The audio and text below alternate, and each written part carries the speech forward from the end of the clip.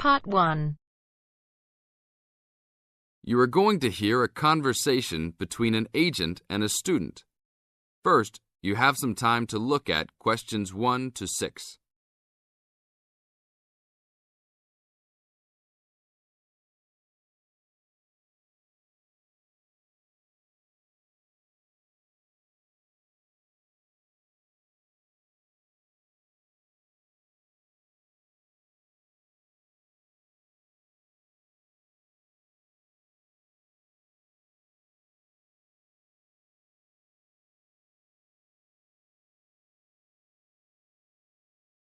Now listen to the tape and answer the questions. Good afternoon. Good afternoon. Do you rent apartments here? Yes, among other things. Are you looking to rent an apartment? Maybe, but I think I might actually be more interested in renting a house. Do you rent those as well? Yes, we do. Will you be renting alone? No, I have 2 friends that will live with me, but I'll be the primary renter. My friends don't have a source of income, which is kind of disappointing, but I do. I'm an artist, and I've already sold a number of paintings. I just moved to town to try to get more of my work shown. Oh, so you would like to be near the uptown area? That's where most of the galleries are, right? Yes, and there's a large area of homes only a couple of blocks away. Great. I don't have a car, so I prefer being within biking distance of the galleries. That would certainly be possible. Well, let me see. There's a large 4-bedroom house right off Main Street. That sounds good. I'd love to have extra rooms for my paintings. How much is it per month? Around $950. Ouch, that's too much for now. Do you have anything a bit cheaper? I have a 3-bedroom that's for $650. That is definitely affordable, but I did want at least 1 extra room. Is there anything else with more rooms? Oh, here's another 5-bedroom that's vacant right now. It's further away, about a mile from the gallery area, but they're only asking $800. That's a deal for so much space. Well, a mile isn't so bad. It's only a 5-minute bike ride, and that price is okay. I'd like to see that one. Can you give me the address? Sure. It's on 1566 Honeysuckle, Honeysuckle Drive, Wood Heights.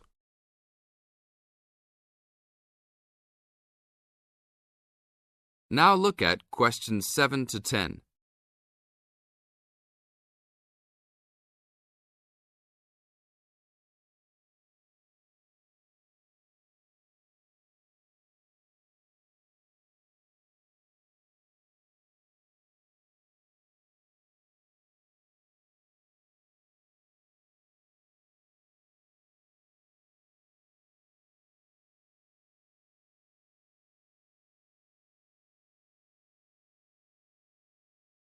As the talk continues, answer questions 7 to 10. Such a lyrical street name. I like it. Is it furnished? Partially. It has a couch and chairs, a dining table, refrigerator and stove, a wardrobe, a couple of dressers and such, but no beds. Does it have a washer and dryer? It doesn't say here. But why don't you go and take a look? Here's a key. Just bring it back today before 5. We'll do that. An hour or 2 later. Hi, you're back. How did you like it? A lot. But I know why it's listed so low. A couple of windows are broken and they definitely need to be fixed. I'm surprised no one has broken into the house and taken anything. That should be fixed right away. No problem. I'll get a work crew out there today. That should be fixed even if you don't rent it yourselves. Did they have a washer and dryer?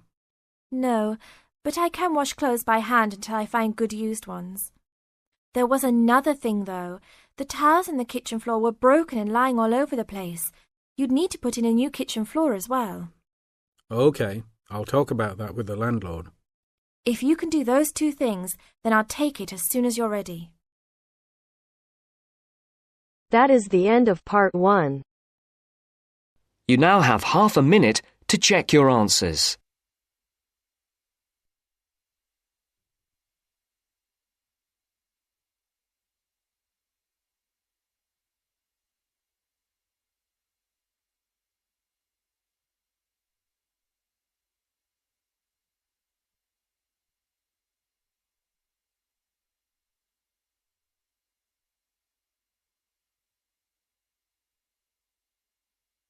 Now turns to Part 2. Part 2. You will hear a discussion between two psychology students and their tutor. First, look at questions 11 to 14.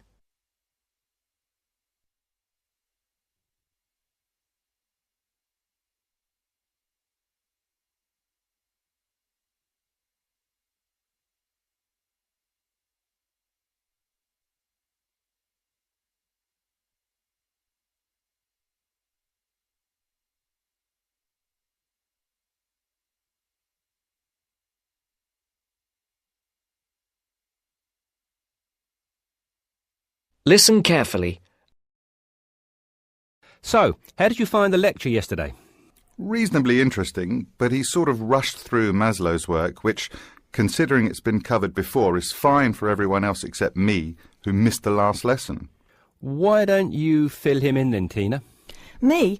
Oh, OK. Well, basically, it's simple enough. We all have certain needs, and what Maslow did was group them into categories. Depending on how successful your life has been or what stage of life you are at, your needs change and you shift from one of Maslow's categories into another. First, there's your basic needs. Physiological needs, the professor said. Is that right? Very good. These needs are pretty obvious. They're our most basic ones. Things every human needs to survive and function, like air, water, food, clothing and shelter. It's not rocket science, this bit.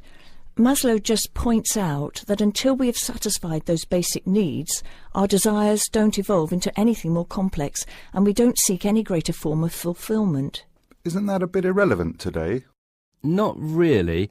Millions of people in the developing world are still fighting to fulfill these needs, fighting for their very lives every day.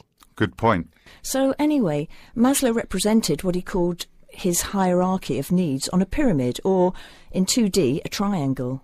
With physiological being at the base, presumably. Yes, it's obvious, isn't it? What's at the other end of the spectrum, then? Well, to be at the pinnacle, you've got to have mastered the other levels of need. Then you are in the self-actualization zone. This is a place where you are very at one with yourself and looking to make the absolute most of your skills, talent and potential. You can only focus on maximising these, though, of course, if, as Maslow reminds us, you're fulfilled in every other sense. And what are these in-between levels, then? Well, after you've found food and water and shelter and so on, the next step is to fulfil your safety requirements. Safety does not just mean your physical safety, though. That's far too simplistic. It's also about your emotional safety, your job security and so on. And let me guess, after that it's the need for esteem. No, Maslow reasoned that after your physiological and safety needs are fulfilled, the next most urgent requirement is for friendship, intimacy, companionship and so on. You know, on an emotional level, building a family, having relationships, etc. Only then, after you have found a sense of belonging, does the need for esteem take precedence, he argues. Presumably that's the need to feel accepted and valued. Yes, but more on that later. Do you feel more comfortable now? Yes. Thank you both. Before the broadcast continues, look at questions 15 to 20.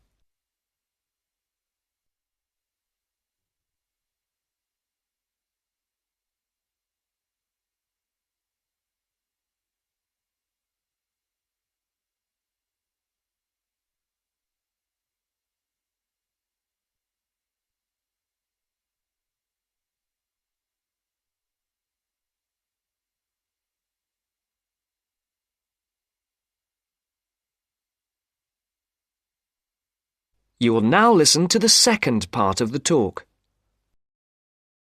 OK, now that you are both familiar with Maslow's hierarchy of needs, let's look at a few cases in point. Case 1. Crime boss in the slums of Mumbai. What do you think? Surely very low. Physiological, I'd have said. But he has food and shelter. A shed is hardly shelter. And how is living from hand to mouth every day adequate from a nutritional perspective? Oh, of course. You're right if you look at it objectively. But remember that human psychology is far more complicated than that. When quizzed, this person surprised researchers. First of all, he regarded his shed as adequate shelter and was completely content there. Secondly, he generally felt satisfied with his level of food intake. Thirdly, being the crime boss of the slums, he felt very safe, arguing that no one would ever touch him. He had no self-esteem issues either, since he had the respect of his fellow slum dwellers. It may have been fear, but he perceived it as respect.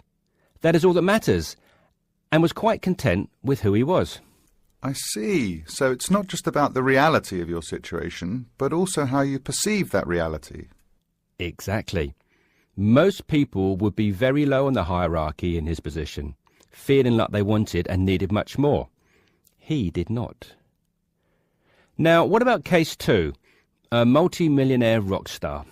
Well, you'd naturally assume he's fulfilled his physiological and safety needs, but when you read on through his profile, look here, he's plagued by paranoia and thinks someone is trying to kill him. On that basis, given his state of mind, he must believe that his safety is compromised, so safety must be his primary concern. Very good. And look here at case 3, a property magnate.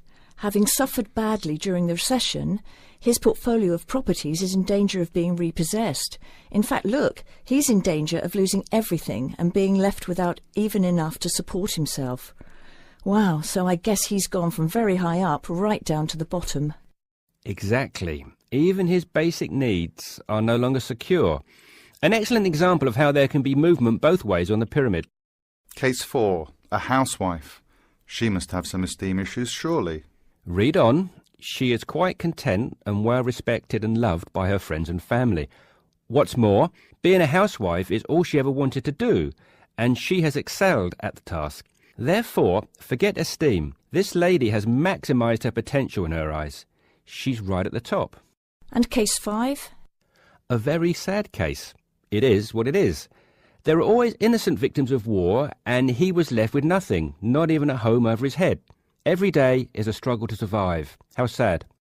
And last but not least, case 6, another rock star, though a different story.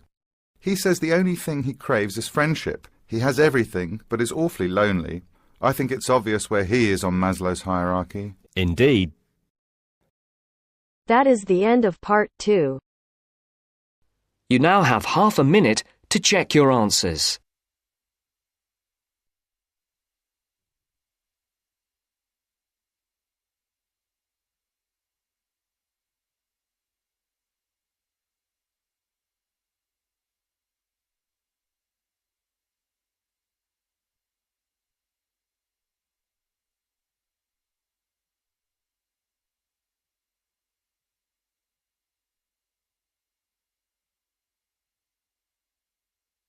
Now turns to part 3. Part 3. You will soon hear an informative talk given by Michelle on how to keep out burglars and keep your home safe. First, you have some time to look at questions 21 to 26.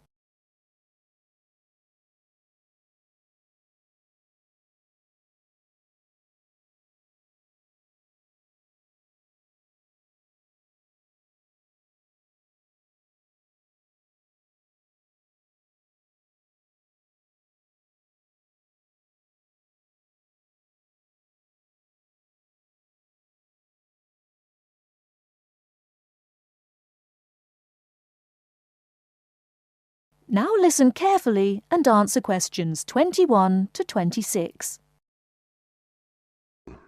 Keep 'em out. There's no fail-proof way to keep out a burglar, but every little bit of deterrence helps.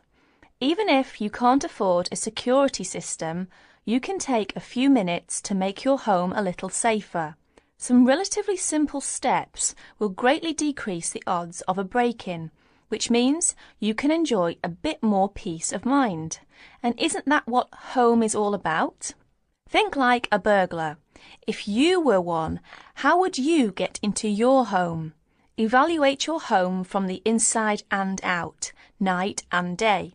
You might even try a mock break-in, trying window jambs and loose locks on your house's perimeter. To keep out a burglar, the first thing to do is to secure the windows. Though windows are relatively easy to break, The loud noise of shattering glass will deter a thief if you're near other houses. Don't leave windows open during the night, whether you're at home or away. That's a common sense precaution, but a surprising number of people forget to do just that. Use a pick-proof locking device for your windows.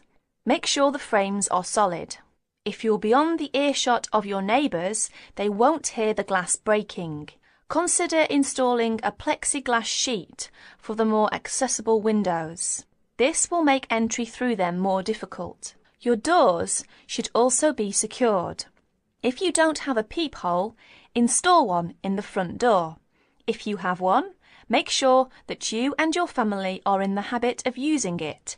Don't open the door to anyone you don't know, especially at night. If the peephole is out of reach of your children, keep a stepladder or stepping box by the door for them to use.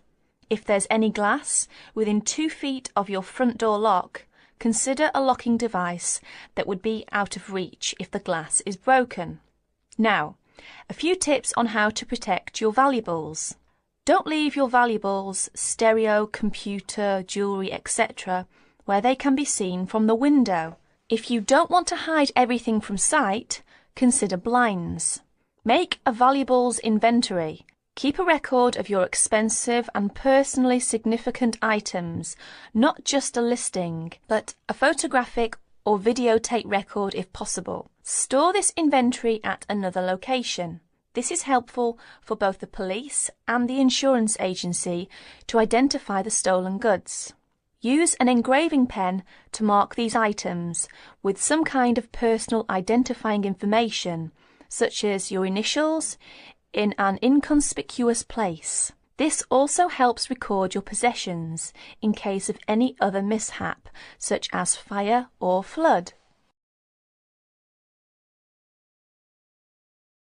Before you hear the rest of the talk, you have some time to look at questions 27 to 30.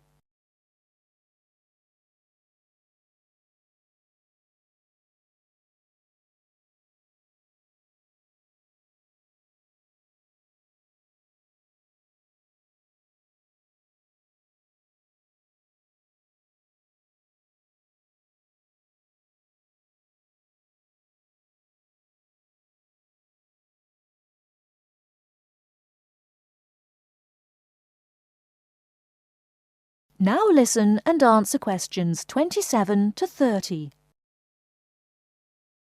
Don't stop your security awareness at the outside walls of your house. Your yard areas, if any, also deserve your attention. In general, don't leave anything around the yard that might help a burglar get into your house.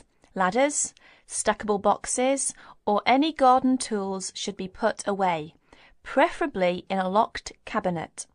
Install a light in your yard that is sensitive to movement. Place it high and out of reach. Trim hedges or bushes that are near doors or windows. These can be good hiding places. Don't place outdoor furniture tables nearby the house. These could become an easy stepladder to the roof. When you are on vacation, create the occupancy illusion. Maybe you laughed at your mother for leaving the lights on and the radio playing while she left for vacation, but she had the right idea. Those steps aren't quite enough, so try these strategies.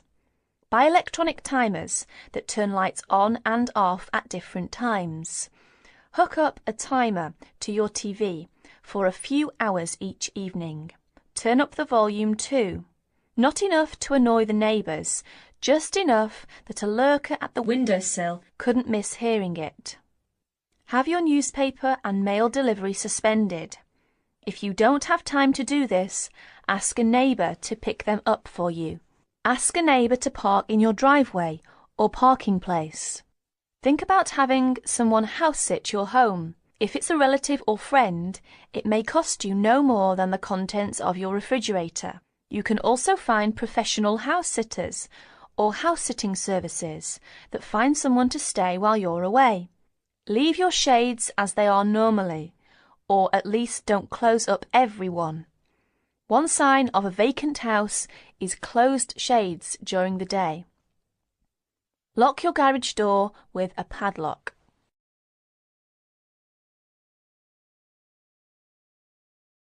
That is the end of part 3. You now have half a minute to check your answers.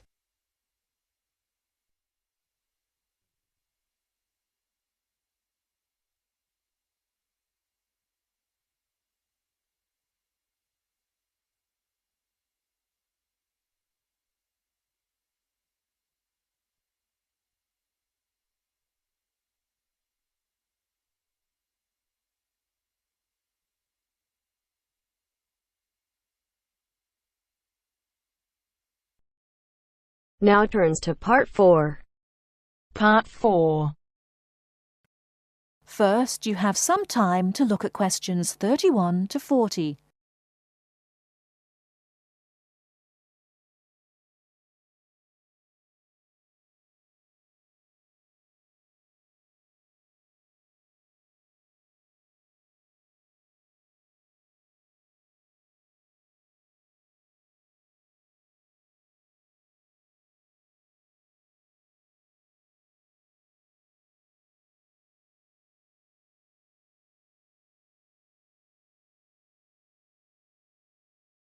Now, listen carefully and answer questions 31 to 40. Today I'm going to talk about the city of Barcelona and its architecture. First, the city. Barcelona is a city of some 1.5 million people. It is a port situated on the northeast coast of Spain in the province of Catalonia. The people speak Catalan as their native language, but most are also fluent in Castilian Spanish, and some speak English too. The city centre is surrounded by a ring road which encloses a grid with 2 major roads running diagonally across it. These are the Avenidas Diagonal and Meridiana. Probably the most famous street in Barcelona is La Rambla, which connects the Plaça de Catalunya in the town centre to the statue of Columbus on the water's edge. All along the centre of this wide boulevard are stalls selling flowers and artistic works. Barcelona was founded by the Carthaginians from modern-day Tunisia in North Africa. It grew under the influence of the Roman Empire, later becoming the capital of Spain. Under strong government, it expanded its trade, exporting cloth to other Mediterranean ports, and establishing itself as a financial centre. It went into decline after 1400, and in 1640 it was the centre of the Catalan Revolution against King Philip IV of Spain. Now it is considered by many to be the cultural centre of Spain, and the Olympic Games were held there in 1992. Now to the architecture. Throughout the city there are many fine buildings, churches, cathedrals, markets and squares, which date back to the 13th century. One very fine square, which can be entered from La Rambla, is the Plaça Real, or Royal Square. This was built by Molina in the 19th century. 7 narrow passages lead into a large central area, which is surrounded by 2-storey buildings. Most of the ground floor is occupied by restaurants and bars, and it is traditionally a place of music and entertainment. It is impossible to talk about the architecture of Barcelona without mentioning Gaudí, who dominated the scene from the 1880s until his death in 1926. His style was unique, a decorative form of Art Nouveau, the style of the 1920s and 30s in Europe. It was based on organic natural forms, which often seem to defy the qualities of the materials they are made from. I will mention just 3 of his best-known works today. The first is Güell Palace. This was built for the Count of Güell, one of Gaudí's main supporters. The building features 2 arched gates, which lead into the stable area. Inside are 2 circular staircases, one for people and the other for horses. The ground floor is built of brick, but there is also much natural stone used in the construction. The roof is quite fantastic, with brightly coloured sculptures built around the chimneys and ventilation shafts. Another project commissioned by Güell is the park named after him. This was meant to be a garden city with 50 houses, but in fact only 2 were ever finished. The influence of nature is strong in the cave-like spaces and animal figures, and again, much use has been made of brilliantly coloured surfaces. But the greatest of Gaudi's works is still under construction, and it is not expected to be finished until 2041. He began work on this cathedral, known as La Sagrada Familia, Church of the Holy Family, in 1882, which means that it will have taken 159 years to complete. The finished building will have 18 towers, the highest being 170 metres high. The building will be 95 metres long by 60 metres wide, and it will hold 13,000 people, a truly impressive monument to Gaudi's great genius. And that's all we have time for today. Next week, we'll look at some of Gaudi's smaller projects and also his furniture designs. Please make sure that you complete your assignment on Le Corbusier by this coming Friday. That is the end of part 4. You now have half a minute to check your answers.